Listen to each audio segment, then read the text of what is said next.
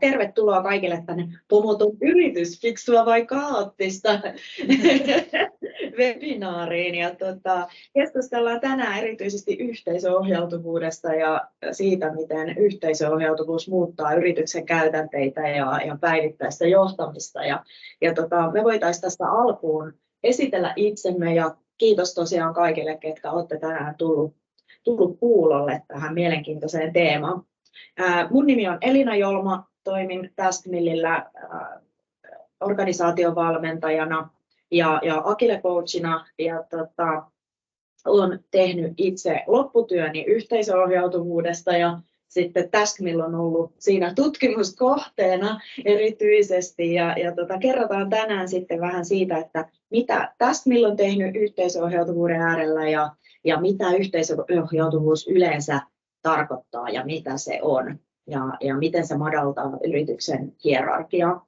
Ja sitten meillä on täällä Taskmillin omistajat Jutta ja Elina, niin esittelettekö itsenne tähän alkuun? Joo, moi vaan kaikille. Mä oon tosiaan Jutta Glad ja toinen Taskmillin perustajista.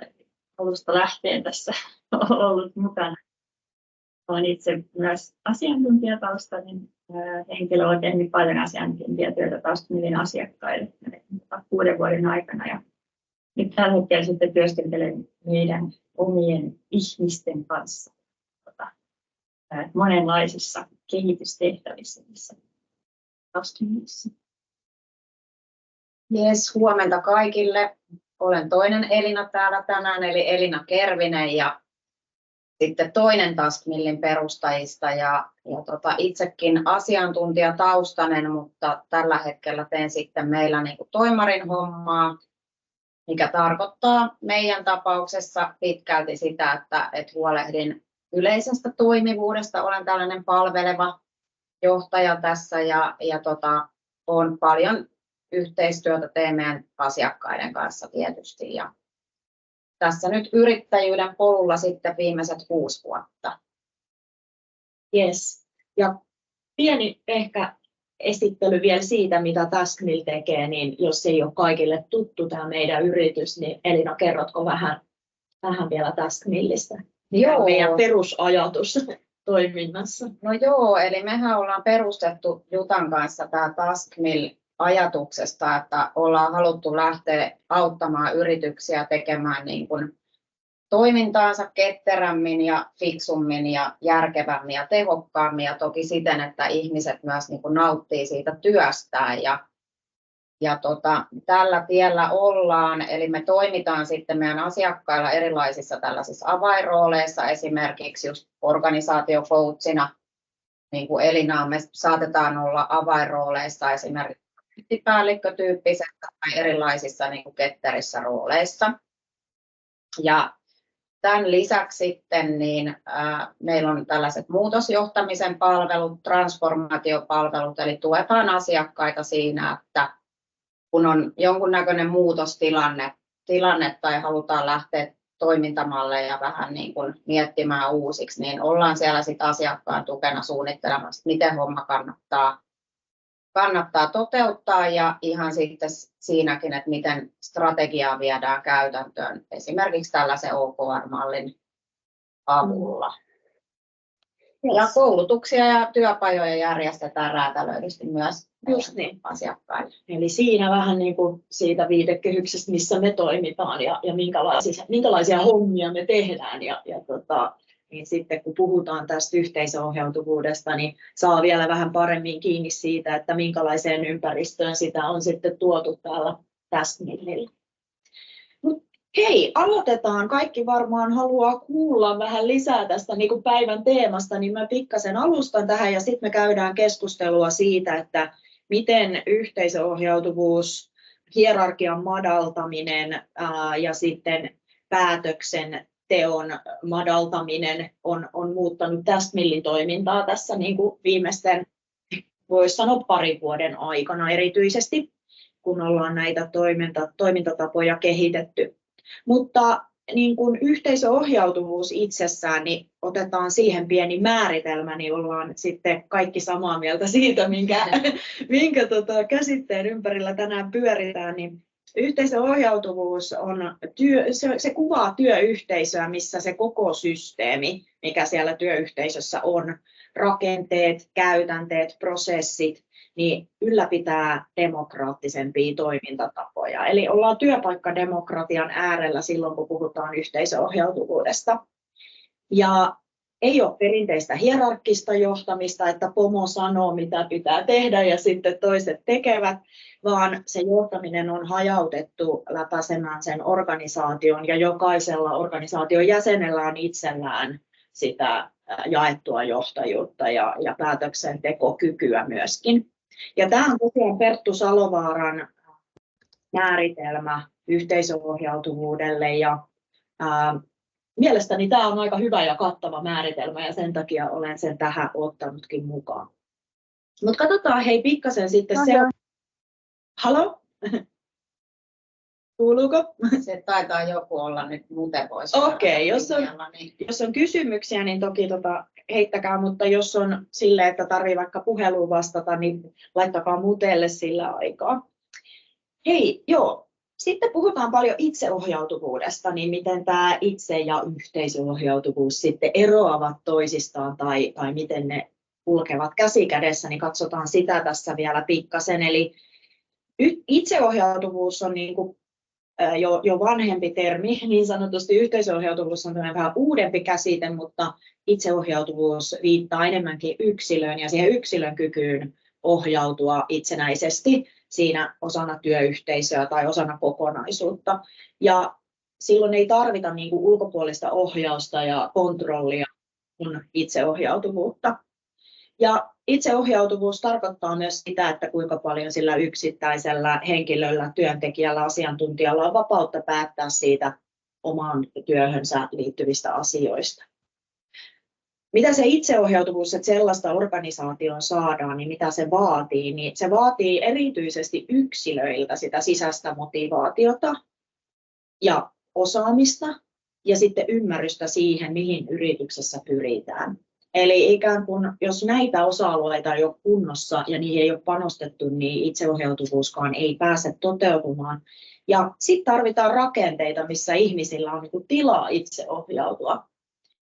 Ja tästä sitten siirrytäänkin sinne yhteisöohjautuvuuden puolelle. Eli sitten kun meillä on itseohjautuvuutta, meillä on itseohjautuvia yksilöitä, niin me tarvitaan sitä yhteisöohjautuvuutta, jotta me tiedetään porukkana, mihin suuntaan me ollaan menossa ja soitetaan niin sanotusti kaikki siinä orkesterissa sitä samaa sävelmää eikä riitosointuja. Eli mahdollistetaan yhteistyötä itseohjautuvien yksilöiden välillä erityisesti ja työtä tehdään ja koordinoidaan yhdessä. Eli hyvin yksinkertaista, mutta ei kuitenkaan kauhean helppoa. Ja yhteisöohjautuvuudessa se valta ja vastuu jakautuu tiimeille, eli sinne työyhteisöön. Ja työntekijät ponnistelee yhdessä sen yhteisen tavoitteen eteen tai asiakkaan parhaaksi.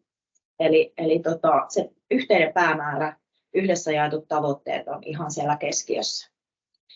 Ja tiimeillä on paljon autonomiaa, eli tiimit pystyy itse tekemään niin kuin vaihtuvissa tilanteissa hyvin itsenäisesti päätöksiä. Että jos itseohjautuvuudessa yksilöt tekee päätöksiä, niin yhteisöohjautuvuudessa sitten niin kuin vielä enemmän fokuksessa on se tiimi ja miten siinä tiimissä sitten tehdään niitä päätöksiä ja toimenpiteitä. Ja tiimit ja yksilöt kehittää ja korjaa koko ajan sitä omaa työhön liittyvää toimintaa ja niitä toimintatapoja. Eli tässä on tämmöinen jatkuvan parantamisen periaate sitten myös mukana, mikä on aina ketteryydessäkin läsnä. Eli ollaan myös hyvin niin kuin pitkälti käytänteiden ja periaatteiden äärellä, jotka on hyvin niin kuin käsikädessä ketteryyden kanssa.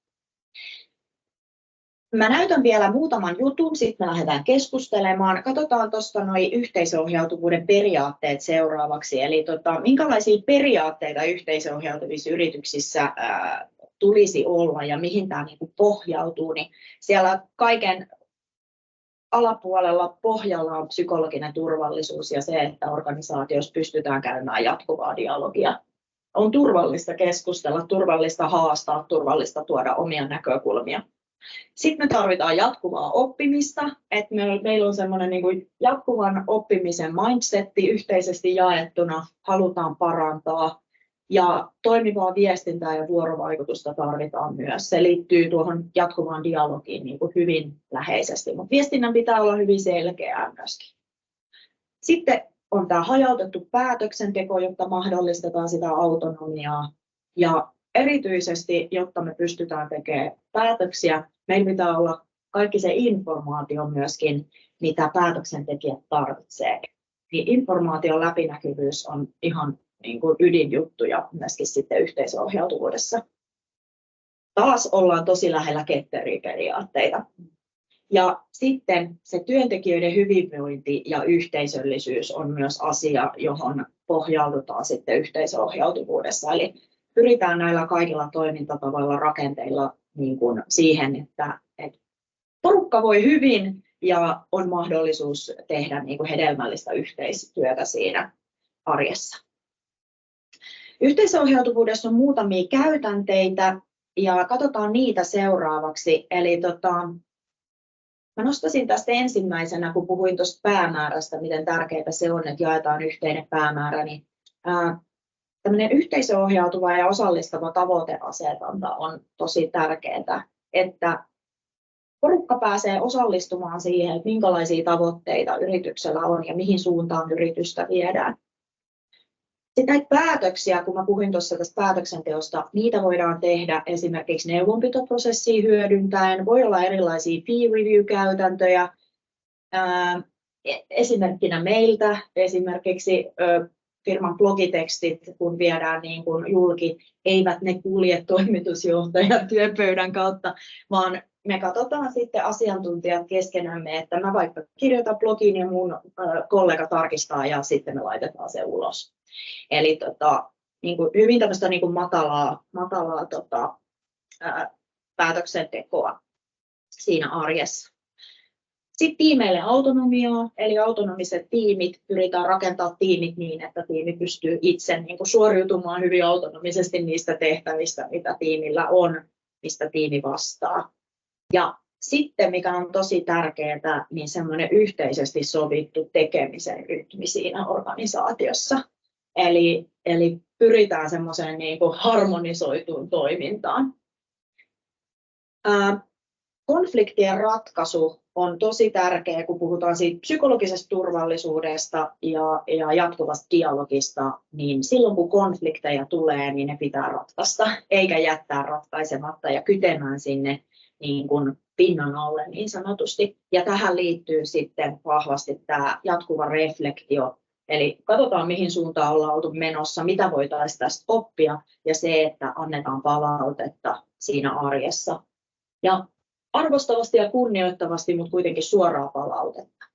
Eli me ei olla nyt semmoisten hymistelyasioiden äärellä sitten kuitenkaan, vaikka tämä kuulostaa tietysti niin kuin kauhean semmoiselta ehkä pehmeältä, että on tämmöistä yhteisöohjautuvuutta, mutta täällä on itse asiassa aika paljon sellaisia käytänteitä, jotka voi siinä arjesta tuntua jopa haastaville.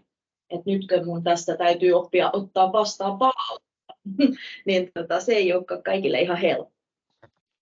Ja johtamiseen liittyen vielä ennen kuin mennään tuohon meidän keskusteluun, niin mitä sitten yhteisöohjautuvan organisaation johtamisessa tulisi huomioida, niin erityisesti niin kuin paukkuja siihen työntekijöiden kehittämistoimijuuden vahvistamiseen. Eli miten valtuutetaan ja vastuutetaan ihmisiä organisaatiossa toimimaan sen oman työnsä kehittäjinä ja ottamaan vastuuta siitä, että miten mä kehitän mun omaa työtä, mun omaa vastuualuetta eteenpäin.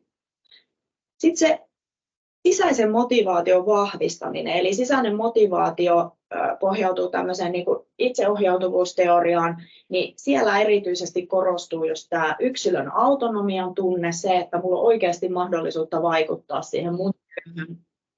Sitten se kyvykkyys, eli että mun oppimista tuetaan ja mulla on tilaa oppia ja mä otan itse siitä vastuuta. Ja sitten se yhteisöllisyys, että me voidaan ihmiset yleensä aika paljon paremmin, jos me koetaan olevamme osa yhteisöä. Ja sitten ennen kaikkea johtajuudessa se psykologisen omistajuuden vahvistaminen. Tämä on linkityksessä tuohon valtuuttamiseen ja vastuuttamiseen hyvin pitkälti, mutta jos mä en koe omistajuutta siitä asiasta, mistä mä vastaan, niin ei se mun alue varmaan hirveän hyvin myöskään kehity. Eli tavallaan sitä tulisi huomioida ja vahvistaa yrityksessä. Mut tässä pieni avaus tästä yhteisöohjautuvuudesta, mitä tämä on, niin saadaan paremmin tästä nyt sit kiinni, kun me lähdetään täällä tässä juttelemaan. Olisiko teillä linjoilla olevilla tässä kohtaa kysymyksiä herännyt?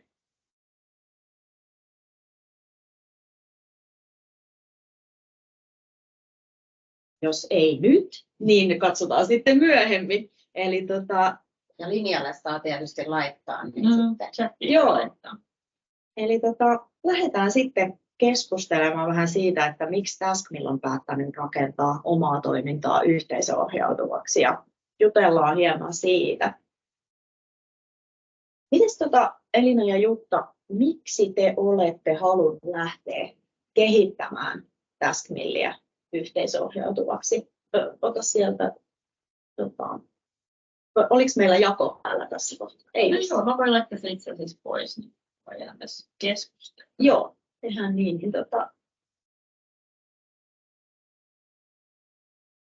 Joo, eli uudelleen kysymys, siis pahoittelut, pieniä teknisiä haasteita. Eli tänne chattiin on tullut kysymys, että onko teillä ollut jotain esikuvia tässä?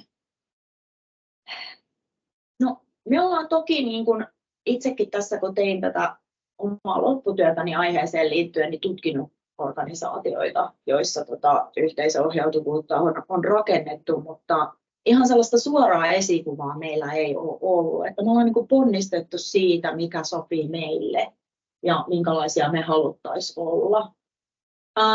Se, mitä mä tutkiskelin jonkun verran, on itse asiassa aika yllättävää, mutta Järvenpään kaupungin varhaiskasvatus. Eli, joo, kyllä. Eli siitä löytyy nyt ihan uusinta tietoa tällä hetkellä, just, että miten siellä on rakennettu yhteisöohjautuvuutta. Eli niin kuin esimerkkejä löytyy niin kuin yllättäviltäkin suunnilta. Ja heidän esimerkki on hyvin inspiroiva itse asiassa. Että se oli semmoinen, mitä mä olen ainakin tutkiskellut tässä.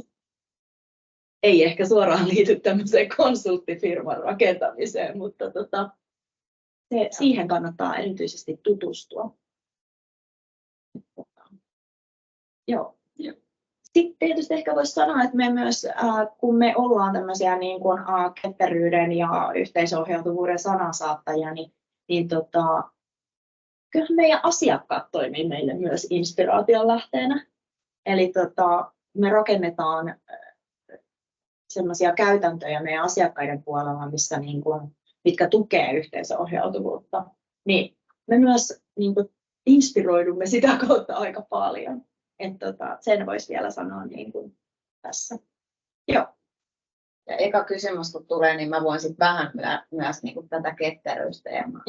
Just näin. Mutta niin, eli siis eka kysymys teille. Eli miksi Taskmill on halunnut lähteä kehittämään omaa toimintaa yhteisöohjautuvaksi? Joo, eli myös itse asiassa tuohon linjoilta tulleeseen kysymykseen, niin tietyllä tavalla, mikä on ollut pohjana tässä meidän niin kuin ajatusmaailmassa ja punaisena lankana on nämä niin kuin ketterät menetelmät, jotka on alun pitäen tullut tuolta softakehityksestä, mutta mitä mekin olemme lähteneet viemään ihan uusille toimialoille ja siellä nimenomaan niin kuin uskotaan tällaiseen itseohjautuvuuteen ja tiimien autonomiaan ja matalaan hierarkiaan, minimibyrokratiaan ja tämän tyyppisiin asioihin. Ja meidän niin kuin periaatteet ovat myös sieltä ja arvot pitkälti lähteneet, että on tuntunut sitten tietynlainen pomottomuus ja yhteisöohjautuvuus sellaiselta luonnolliselta jatkeelta tähän ajatusmaailmaan. Ja tietysti kun jo ennen tätä yrityksen perustamista me Jutan kanssa ollaan niin kuin tehty tällaisia transformaatioita ja nähty niin kuin omin silmin, että se toimii, niin ollaan nähty se, että pystytään olemaan paljon tehokkaampia, kun tehdään mahdollisimman niin kuin matalalla organisaatiolla ja siten, että ihmisillä on sit päätösvaltaa ja motivaatio niihin asioihin ja ei mene aikaa siihen, että omat sitten mikromanageerailee siellä kaikkia asioita. Mites, Niin. onko niinku, tässä ollut yritys kasvaa aika niinku, kovaa vauhtia, niin onko tässä ollut mitään semmoista kasvun näkökulmaa teillä sitten myöskin? Niin, no varmaan just tämä, että mehän ollaan kasvettu joka vuosi tästä tämän 6 vuoden aikana, niin siis todella silleen reippaasti. Niin. Että onhan se niin kuin fakta, että eihän me varmaan oltaisi pärjätty ja pysyttäisi kasvun vauhdissa, että jos niin kuin meillä omistajilla pitäisi olla niin kuin täysi kontrolli jokaisesta detaljista tässä firman pyörittämisessä. Että olisi tämmöinen niin kuin johtamisen jakaminen vähän laajemmalle porukalle, niin on ehkä ollut meille semmoinen hyvä edellytys tähän. Jos ollaan pystytty kasvamaan tätä tahtia, niin täällä ollaan kasvettu. Niin, ja kyllähän se on niin, että useat aivot tuottaa paljon enemmän niin kuin uusia bisnesideoitakin kuin vaan se, että jos pieni piiri miettii niitä, että sillä henkilöstön osallistamisella ollaan saatu paljon niin kuin tukea näkökulmille, joita on jo ollut entuudestaan, ja myös kokonaan aivan uusia tulokulmia niin kuin tähän yrityksen kehittämiseen. Joo. Et meilläkin on siis ihan huippuosaavaa porukkaa töissä. Mielestäni on hienoa, että he haluaa osallistua ja se tuo omia ideoita, että mitä voitaisiin lähteä tekemään. Esimerkiksi eilen innostuin ihan älyttömän paljon yhden meidän asiantuntijan uudesta niin kuin, palveluideasta. Lähdetään varmasti tekemään. Ja mä uskon myös niin päin, että se myös niin kuin motivoi ihmisiä, kun niin pääsee vaikuttamaan aidosti ja oikeasti tähän tekemiseen. Varmasti se tuo semmoista niin kuin merkityksellisyyttä myös siihen omaan tekemiseen. Ja toki kun me ollaan tämmöinen pieni porukka kuitenkin vielä, niin ehkä pääseekin sitten vaikuttaa tosi moniin asioihin tämmöisessä pienessä porukassa. Jos näin.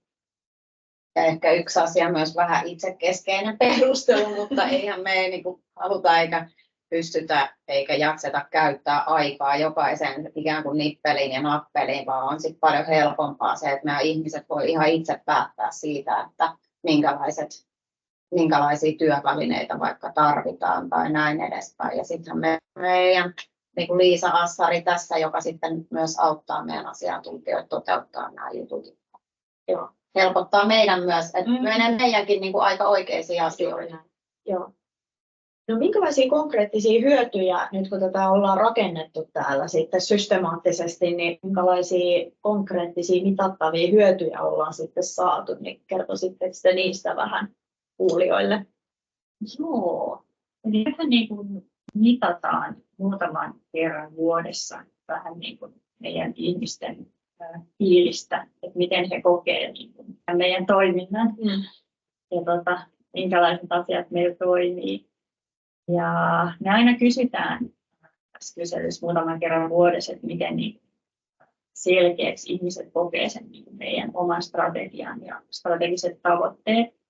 Niin muun muassa tämä lukema niin kasvoi ihan tosi merkittävästi tässä niin kuin muutaman mittauskerran välissä, kun me lähdettiin niin kuin strukturoidummin ottamaan näitä yhteisohjautuvuuden periaatteet käyttöön. Että tämä strategian selkeys ja strategisten tavoitteiden selkeys kasvoi 73%, eli tosi merkittävästi. Joo. Ja samoin sitten me kysytään aina, että miten selkeä tämä meidän Taskmillin sisäinen toimintamalli on se, että miten me niin kuin toimitaan. Tämäkin lukema kasvoi ihan huimasti. Olisiko ollut 160%, että selkeästi ihmiset koki sen sit selkeämmäksi meidän toiminnan. Ja sitten kysytään aina, niin kuin, että uskaltaako ihmiset avoimesti puhua niin kuin haasteista täällä työpaikalla. Eli tämä, mitä sä mainitsit tuossa, mikä on ihan tämmöinen niin kuin peruskallio tämmöiselle yhteisöohjautuvuudelle, eli tämä niin psykologinen turvallisuus, niin tämäkin tulos meillä kasvoi niin yli 100%. Eli selkeästi petrattiin paljon tässäkin asiassa. Ja ehkä sitten tämmöisessä niin kuin kovaa kasvavassa firmassa, niin niin kuin ihan ymmärrettävästi tapahtuu tosi paljon ja me saatiin etenkin alkuvuosina niin paljon kommentteja siinä, että välillä tuntuu vähän sekavalta, että kauheasti tapahtuu kaikkea. Niin nämä kommentit niin kuin selkeästi väheni noista meidän avoimissa loppuissa, että semmoinen selkeys niin kuin lisääntyy, kun ihmiset on itse niin kuin osallistuu esimerkiksi meidän tavoitteiden miettimiseen ja työstämiseen, niin toki ne tuntuu sitten selkeän, että sä oot ollut itse niitä määrittämässä. Pääset vaikuttaa niihin käytänteisiin ja itse tavoitteisiin. Ja sitten just se, kun suurin osa on siellä asiakkailla suurimman osan ajasta, niin se on tosi tärkeää, että kaikki tietää ja on samalla kartalla niiden tavoitteiden suhteen. Ja se ei siinä, että mikä se meidän sisäinen tekemisen tapa on.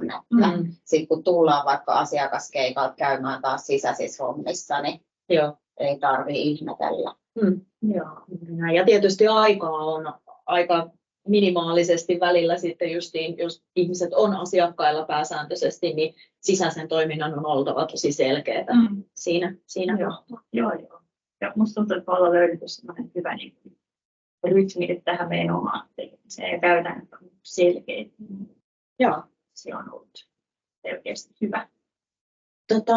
Miten sitten, mä kävin tuossa läpi vähän niitä johtajuudenkin periaatteita, niin miten tämä yhteisohjautuvuus on muuttanut Taskmillin johtamista ja sitten teidän arkea?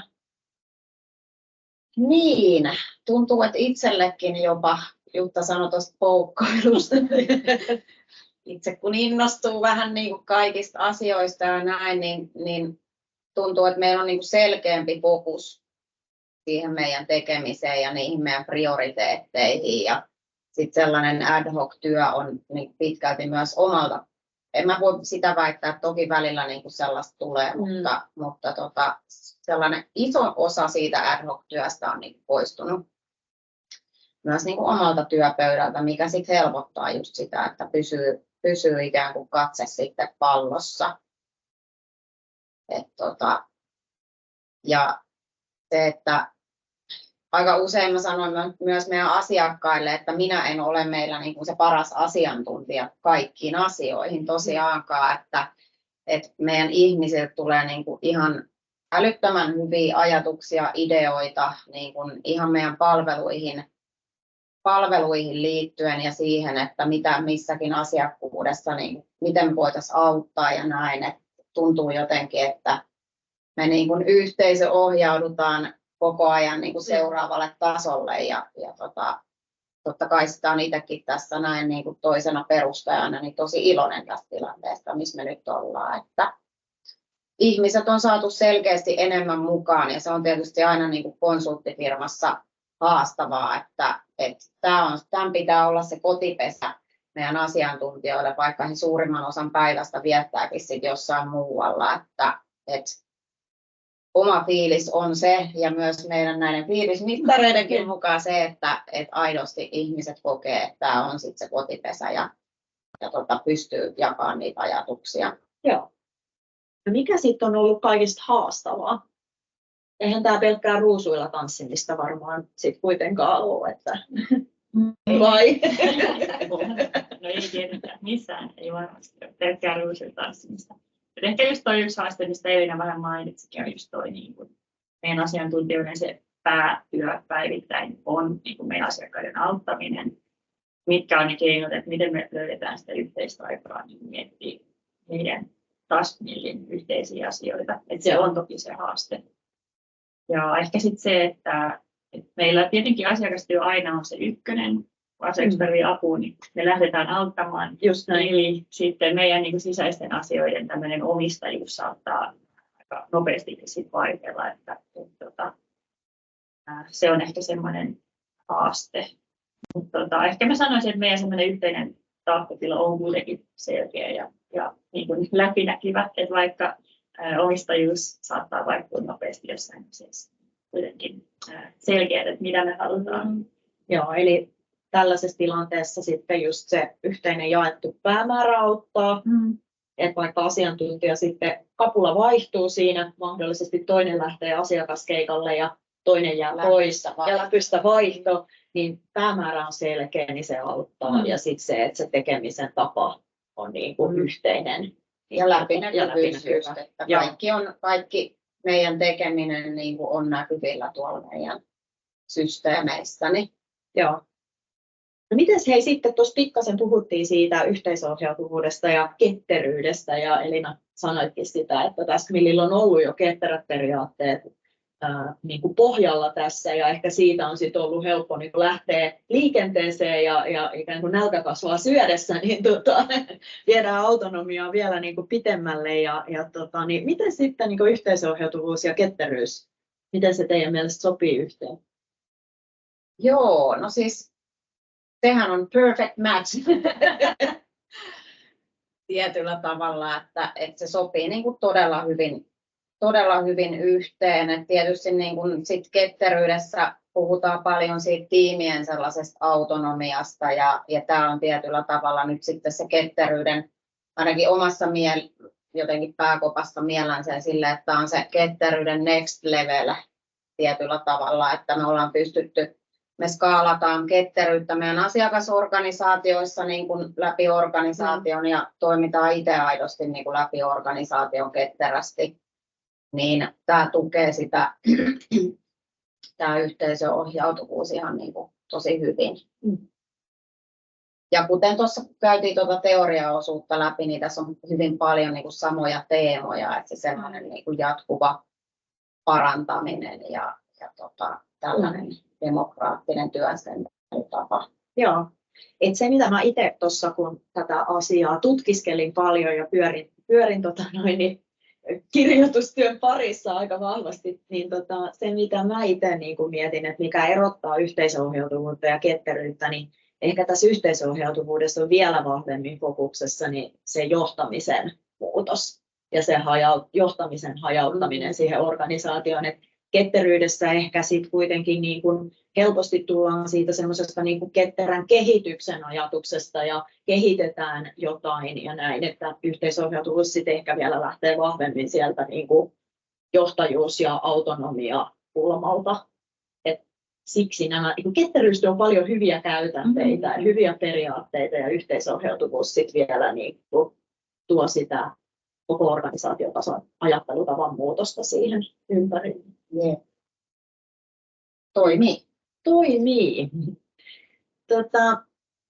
Mites, tulisiko linjoilta kysymyksiä tai kommentteja tässä vaiheessa? Olisi mielenkiintoista kuulla, minkälaisia ajatuksia teillä on herännyt.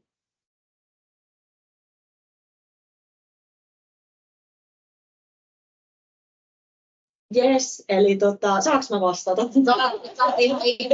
Mä oon ihan sellainen, milloin mä pääsen vastaan. Niin, eli siis erittäin hyvä kysymys. Se, mitä me ollaan tehty, niin meillä on toki Taskmillillä, niin me ollaan mietitty skenaarioita niin Taskmillin strategiaa ajatellen ja sitä, että mihin me niin ohjaudutaan kohti tulevaisuutta.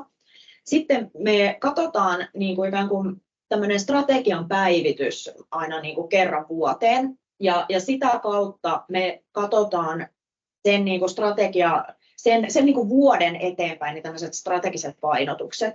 Eli meillä on esimerkiksi niin kuin tällä hetkellä 4 painotusta, mitä me ollaan valittu. Ja meillä on OKR-malli käytössä, eli me katsotaan, välillä meillä vaihtelee, katsotaanko kvartaaleittain vai katsotaanko 4 kuukauden välein. Sitten me pilkotaan näitä painotuksia niin kuin näille 3-4 kuukauden jaksoille. Ja sitten se meidän niin kuin ikään kuin backlogi ja se tekeminen, niin me peilataan näitä painotuksia vasten. Eli tässä tulee just tämä niin kuin yhteiset tavoitteet. Että ikään kuin tällä jo saadaan sitä, että me pystytään hyvin siinä yhteisessä keskustelussa ja dialogissa, sitten kun me suunnitellaan vaikka meidän sprinttejä ja näin. Et liittyykö tämä johonkin? Oliko tämä nyt oikeasti sellainen asia, mitä me halutaan lähteä edistämään? Toteuttaako tämä meidän strategiaa ja onko tämä meidän painopisteiden mukainen, niin tätä me ollaan tehty. Eli pitkä tähtäin täytyy olla niin kuin jollakin tasolla yhteinen ja jaettu ja kaikilla mielessä. Jep, ja niin kuin kaikessa ketteryydessä kaikki tietää, niin kuin, että sprintille voi putkahtaa uusia juttuja ja se ei ole niin kuin mitenkään poissuljettu asia. Että, niin kuin eilen esimerkiksi Jutta mainitsi tämän yhden niin kuin tuote- ja palveluidean, Niin totta kai siinä kohtaa meidän pitää punnita, että hetkinen, että halutaanko me ja pystytäänkö me lähteä ja mitä meidän pitää poistaa meidän työpöydältä, jos me otetaan tällainen uusi asia sitten sinne työstöön. Just näin, mutta tuossakin kohtaa me pystytään tekemään se peilaus, että hei, tämähän on itse asiassa asia, joka edistää meidän strategista painopistealuetta, niin tämä on semmoinen, mihin meidän kannattaa lähteä investoimaan meidän yhteistä aikaa. Silloin kun ne on mietitty porukalla ja kaikki jakaa sen saman päämäärän, niin se priorisointi on myös paljon helpompaa siinä arjessa. Joo. Ja tämä on siis ehdottomasti asia, mistä ollaan kehitetty nyt tosi paljon tässä muutaman viime vuoden aikana. Että toki kun oltiin pienempi porukka, niin ehkä tartuttiin ideoihin sille aika nopeasti ja lähdettiin tekemään. Ja nyt tässä ehkä ollaan tasapainoitu sen kanssa, että mikä on riittävä taso semmoista struktuuria. Että ei ole mitään prosesseja vaan prosessien takia tai käytäntöjen takia, vaan oikeasti toisi sitä fokusta ja edistettäisiin niitä oikeita asioita. Joo. Kyllä.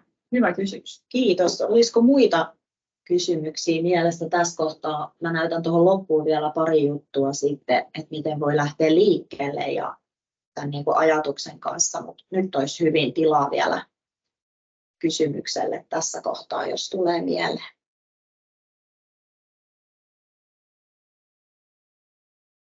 Me ollaan tehty sitä silleen, että kun me päivitetään meidän strategiaa, niin me haetaan inputtia kaikilta. Eli silloin me osallistetaan koko porukkaa. Ja ollaan pidetty siis tämmöisiä strategian äärellä työpajoja, missä meillä on tietyt kysymykset, mitkä me jumpataan porukalla läpi ja haetaan ajatuksia kaikilta.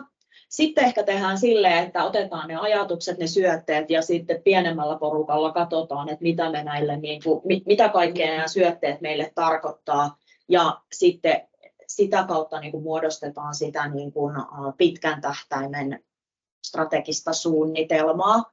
Ja sitten tietysti on sitä vuorovaikutusta tässä hallituksenkin kanssa tässä välissä. Että se on tämmöinen kahdensuuntainen, että tietyllä tavalla törmäytetään se bottom up ja top down, eli nämä kaikki sit yhdessä muodostaa sen. Ja ehkä tuohon vielä sellainen lisäys tietyllä tavalla, että meillä kuka tahansa voi olla pomo riippuen tilanteesta. Eli silloin, jos meillä on vaikka tuntikirjaukset kyseessä, niin meidän assistentti Rita on pomo.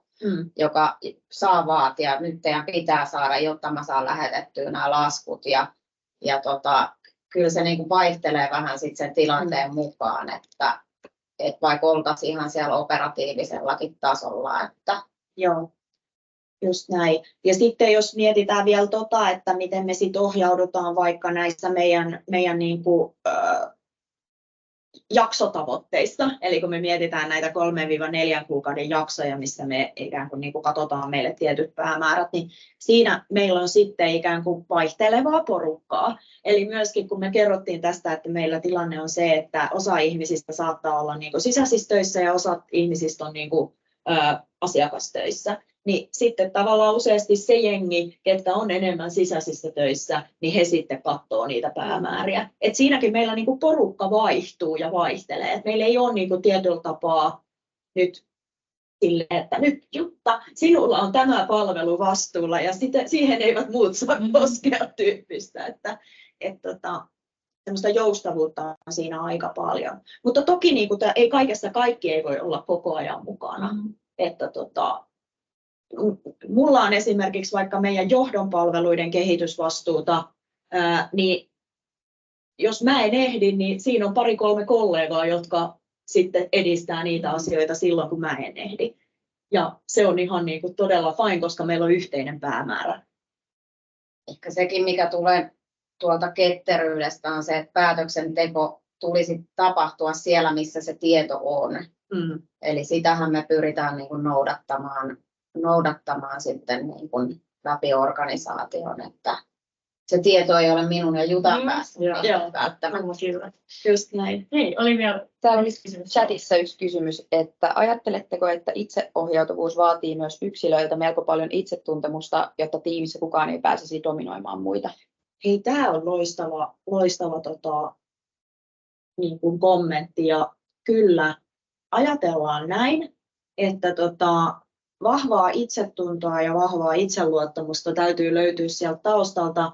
Ja me pyritään huomioimaan näissä kaikissa meidän niin kuin osallistavissa työpajoissa, vaikka strategian äärellä se, että jokainen pääsee tuomaan niin kuin omat näkemyksensä. Eli ei niin, että jos meikäläisellä on kova ääni, niin sit siellä ei ole kukaan muu äänessä kuin minä, vaan me käytetään niin kuin hiljaista ideointia. Toisille ihmisille on luontevampaa kirjoittaa kuin puhua, ja tavallaan niin kuin hyödynnetään näitä eri menetelmiä sitten myös siinä osallistamisessa. Ja tämä on erittäin hyvä niin kuin pointti, mikä tosiaan on nostettu tuonne chattiin. Ja meillä oli tässä just esimerkiksi vaikka palautteen antamisen äärellä valmennus, jossa me myös puhuttiin tästä paljon. Että se, että miten niin kuin luontevaa sun on vaikka antaa palautetta tai vastaanottaa palautetta toiselta, niin sekin liittyy itse asiassa hyvin vahvasti sun itsetuntemukseen. Että ollaan kiinnitetty näihin niin kuin teemoihin huomiota. Hei! Pari minuuttia aikaa, kun pitää lopettaa, niin mä voisin vetää tähän loppuun ihan yhteen sitten vaan pari juttua. Eli mitä kannattaa pohtia, jos te nyt mietitte yhteisöohjautuvuutta ja sitä, että mihin suuntaan lähteä, niin pieni hetki, otetaan ei toimi tuossa. Siinä. Eli tosiaan tässä on kysymyksiä teille pohdittavaksi, saatte tämän materiaalin, mutta pohtikaa niin kuin nykytilannetta ja sitä, että miten te määrittelette tavoitteet tällä hetkellä, miten te ohjaudutte tällä hetkellä yhteiseen suuntaan, minkälainen johtajuus teillä tukisi sitä henkilöstön proaktiivisuutta, yhteistyötä, vastuunottoa ja vuorovaikutusta, miten se toimii tällä hetkellä. Sitten, että minkälaista teille olisi se yhteisvastuullinen toiminta ja miten teillä tällä hetkellä toteutuu vastuu, välittäminen ja huolenpito. Sitten johtajuudessa kannattaa aika paljon pohtia ihmiskuvaa, että minkälaiseen ihmiskuvaan ja käsitykseen organisaation toiminta nojaa. Eli luotetaanko jo lähtökohtaisesti vai ollaanko vähän sillä lailla, että en mä ihan kuitenkaan niin kuin täysin luota. Et hakee vähän sitä niin kuin skaalaa, että missä mennään tällä hetkellä. Sitten pohtii niitä rakenteita, mitä teillä on tällä hetkellä, miten ne rakenteet voisi paremmin tukea sitä sujuvaa yhteistyötä ihmisten ja tiimien välillä ja minkälaisella yhteistyöllä voitaisiin sitten korvata näitä perinteisiä ylhäältä alas johtamisen mekanismeja. Ja sitten ennen kaikkea se pohja, että miten voisi vahvistaa sitä luottamusta ja psykologista turvallisuutta, koska sitä tämä vaatii, että ilman sitä tämä ei oikein toimi. Ja ihan muutama semmoinen sudenkuoppa tuohon vielä ja sitten lopetetaan. Tiedostan, että kello on 9:45, mutta tämä ei ole pakettiratkaisu. Eli kuten sanoin, mekin ollaan käyty läpi esimerkkejä muilta, mutta ei ole samanlaista esimerkkiä kuin meillä. Eli se on aina rakennettava ja räätälöitävä tämä yhteisöohjautuvuus niin kuin itselle ja omalle organisaatiolle sopivaksi. Eikä me olla ratkaistu tällä kaikkia meidän ongelmia. Eli sellainen hopealuoti tämä ei ole, mutta tämä parantaa, niin kuin Jutta kävi läpi noita tuloksia. Ja tämä on pitkäjänteistä toimintaa. Me ollaan tehty tätä pitkään, ei me olla niin kuin maalissa tämän kanssa. Meidän pitää koko ajan parantaa ja kehittää meidän toimintaa.